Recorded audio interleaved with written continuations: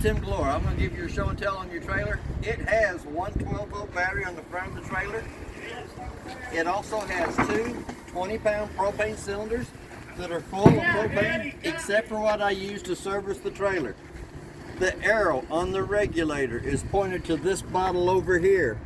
It is green inside the eye. As soon as this tank would happen to come up empty, it will turn red, indicating that the bottle it's pointed to is empty and it's having to pick up from the one on the opposite side, as long as the valve on top is open. Then all you have to do is switch it over to that side over there, take this bottle off, take it to town while you're having it refilled. On the electric jack on the front, it does have a switch with LED lights in the front of it, hooking up at nighttime, and an up and down in button. If for any reason the jack won't go up or down on its own, I would check the fusible link at the front here, a 30 amp fuse on it first. If the fuse is good, it does have a manual handle in the front compartment that goes through the top and will manually crank that up or down. On the gas bottle cover, it has two tabs on the bottom of it for a bungee cord to go underneath the metal rack to hold it in place. But it also has the quick release at the top so you can get into the propane cylinders without having to take the cover off every time. The other two metal brackets that's on the trailer is for the hitch package. We'll get to it when you come to pick the trailer up. It already has the two side marker cameras on the trailer, and the rear view camera is on the trailer already. In the front compartment, the little handle on the front wall is for that front tongue jack. The bigger handle right above it will manually crank the balance jacks up for any reason they won't go up or down on their own. While we're in this compartment over here, at the very top there is a 110 outlet that is GFI protected by the outlet inside the trailer. The little black switch here turns your two LED lights on the front cap of the trailer. The connection right behind it is your park cable and satellite hookup. The one right below that is your battery disconnect. If you don't want the refrigerator draining the battery, you can turn the disconnect to the off position and pull the key out. Outside shower does have hot and cold running water going to it. There is a blue hose. I think it is back in the kitchen area that quick connects in like an air hose does. There is also a fresh water fill and a city water connect. And there is a hole in the bottom of the compartment so that your cable lines can come up and your water lines, so you can leave the big door on the compartment shut.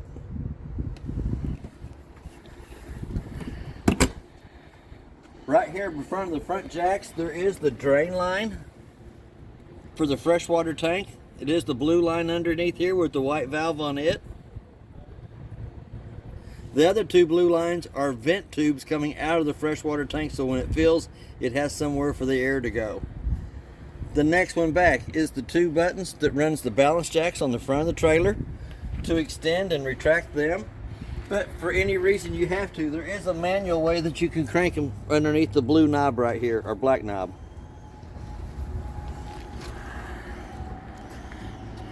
The lug nuts on the trailer have been torqued at 100 foot-pounds. The tires are air different pressure, which is 65 pounds on the side of the tire cold. Two more jack switches for the two balance jacks in the back. And then you have your sewer termination valve. On it, if you look up towards the frame, the front handle is your black toilet water. Then you have two gray handles. One will be your bathroom sink and shower, and the other gray handle will be your kitchen sink. There is a light on the outside of the trailer for hooking it up at nighttime. Then you have a 50 amp power cord that is 25 to 30 foot long that goes with the trailer.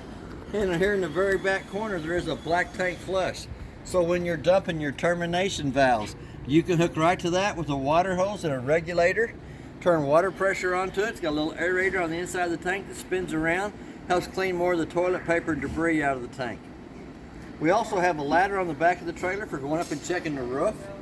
My theory on that is the roof is the life expectancy of the trailer. Anything happens to the roof up on top, it will start showing on the four corners, inside or out. Usually by the time you can see the wallpaper on the inside wrinkling or the moldings pulling loose on the outside, it's too late. Every 90 days it doesn't hurt to check the roof. You don't have to seal it every 90 days, but it don't hurt to check the roof. It has your backup camera on the back already. They've already been sequenced together so that when you come pick the trailer up, all you have to do is plug it into your cigarette lighter and you'll have both side views and the rear view of the trailer. It does have a spare tire on it. It's not been torqued on, it's been put on with a wrench. But it is air pressure, which is 65 pounds on the side of the tire cold. They do also have the nitro fill gas in them instead of having the air. But if you're out on the road and want them to come empty, you can put air in on top of it. But if you want the pure nitro fill, you have to take it back to like a plastic tire or a car dealership. Another port spray hookup over here works just like your outside shower does in your front compartment. Quick disconnect hose goes in and out. In the outside kitchenette,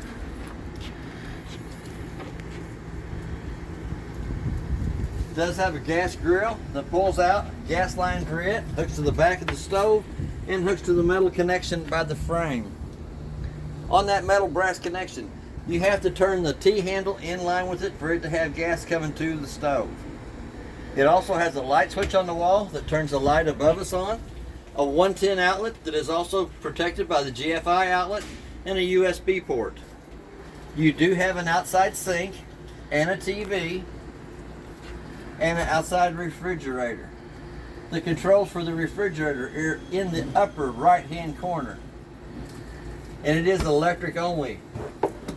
There is the blue hose that hooks to your port spray or your outside shower in the front compartment, and it does have a remote for the TV.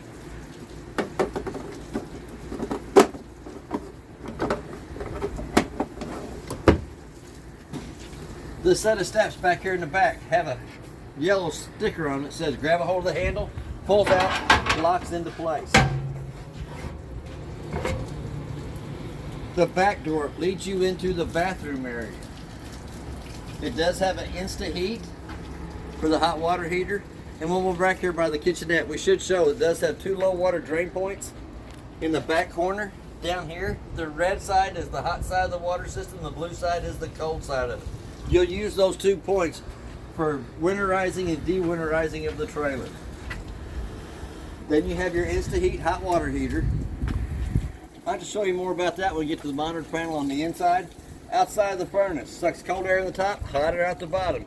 I always suggest putting a mud dauber screen over the outside of the furnace for the simple fact that once it's been lit on propane, mud daubers love that smell. They go there, they build their little dirt nest, and they cut your airflow down.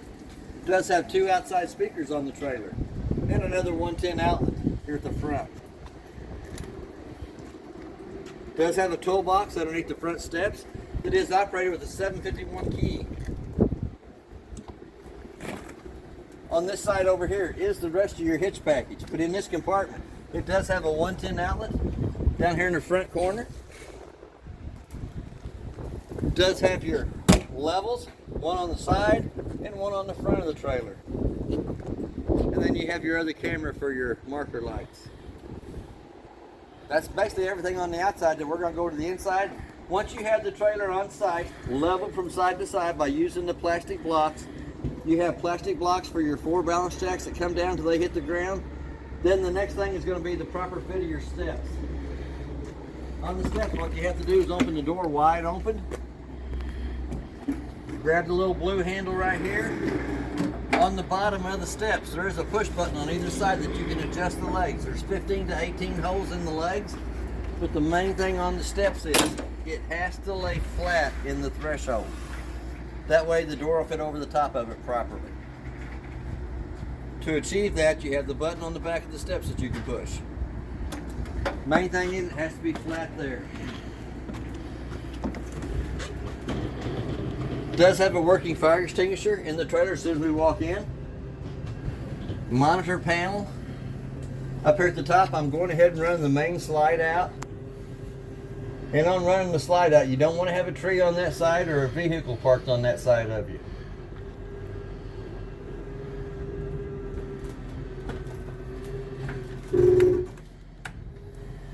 Now we're going to run the back room out.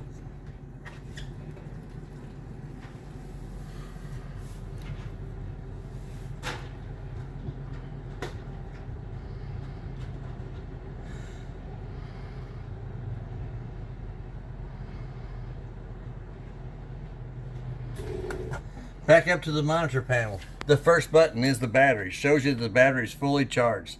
To get an accurate reading on that, have the 110 line unplugged and then check the battery. Your freshwater tank is your next one. It shows that it's empty. As it fills up from the outside, it'll show 1/3, 2/3 full.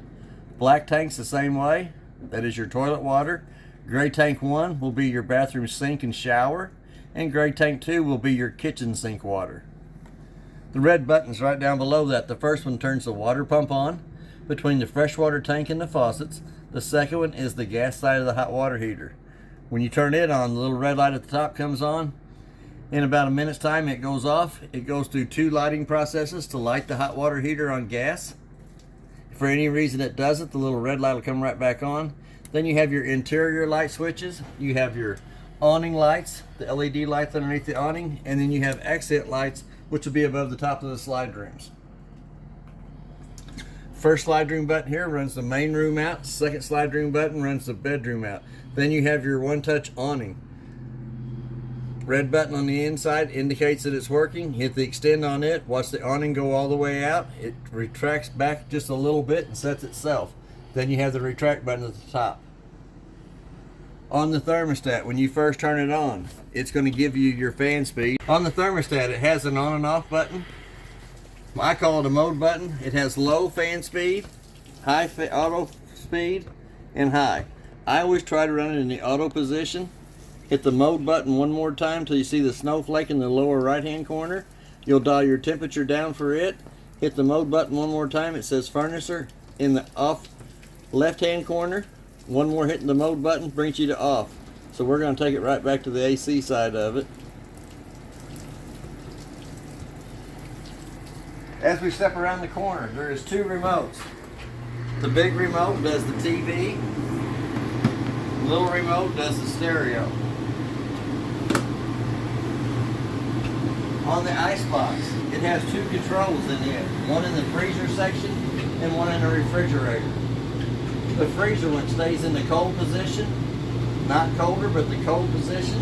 And then you have the push buttons down here in the bottom for the refrigerator. It does have a travel lock for traveling with the refrigerator on. Breaker box down here is marked with your 50 amp main being in the center. There are 2 110 outlets for the air conditioners, GFI, general group, microwave, hot water heater, and converter. All the car fuses across the top are marked with being 15 amps, 20s and 30s. Microwave oven. Only thing I can tell you about that, there's a clock button. Let's say it's 2:30. And then on and off button. Does have a light for the stovetop and a fan. For the fan to work properly, the tab has to be opened on the outside. Glass stovetop folds up out of the way. Little button on the side turns the lights on. They do have igniters to light all 3 burners. And your oven will light off the same igniter. On the oven, you have to turn to the pilot on position and hold the button down while you hit the striker. If you hit the button to the right of it, it also has a light in the oven. Light above the sinks have to be turned on by hand. Got a little push button in the center of them. Top drawer, 2 sets of keys for the trailer. One purple key does the front door, the other purple key does the back door. The black key does your 2 front slam compartment locks, and the 751 key does your toolbox underneath the front steps. All the rest of the paperwork in the trailer is in this drawer.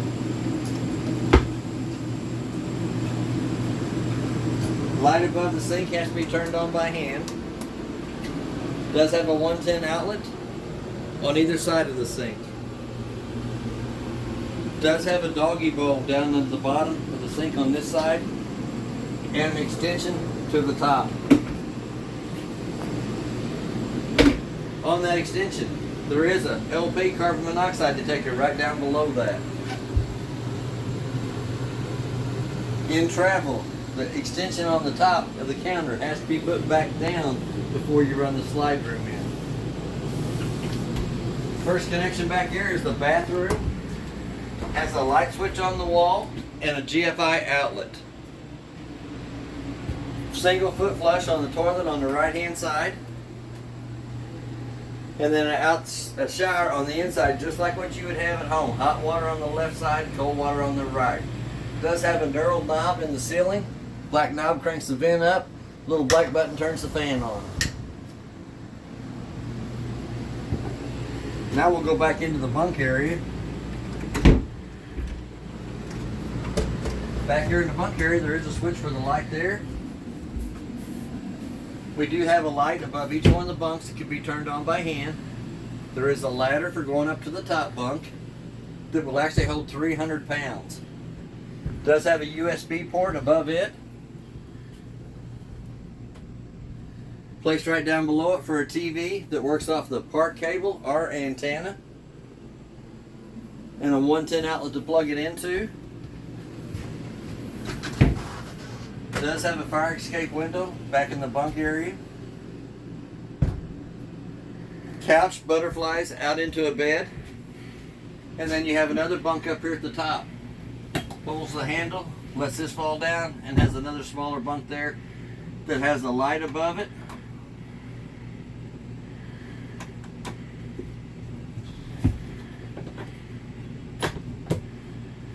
And then the air conditioner in the bunk area has to be run by hand.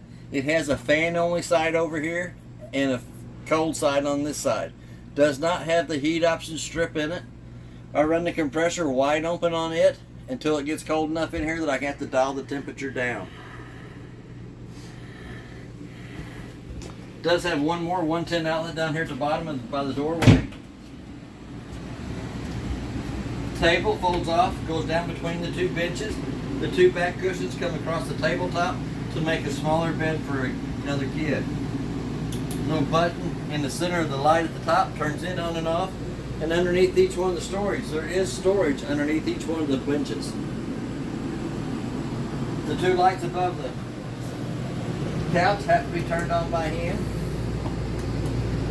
And above the couch, we have a fire escape window right behind it. Pull up on the two red handles, hit the window in the center to go out.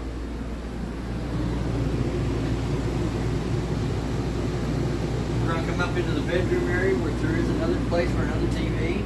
Light switch on the wall, turns the lights above the bed on. Plate on the wall, back for TV. Then you have a 110 outlet on either side of the bed and a USB port on either side of the bed. The two lights above the headboard have to be turned on by hand. It also has another vent in the bedroom up here. Does not have a fan in it, but the black knurled knob will crank it up. And the window on the off door side over here is also a fire escape window. Then you have pretty good storage underneath the bed. Two drawers and pretty good size storage. That's basically about everything on the trailer. If you have any questions, I'll try to answer them the best that I can. It does have a door that shuts the bedroom off from the living room, and a door on the bunk room to shut the bunk room off from the living room. And that's basically about everything on the trailer. If you have any questions, I'll try to answer the best that I can. And always remember, we're just a phone call away if you have questions down the road. Thank you.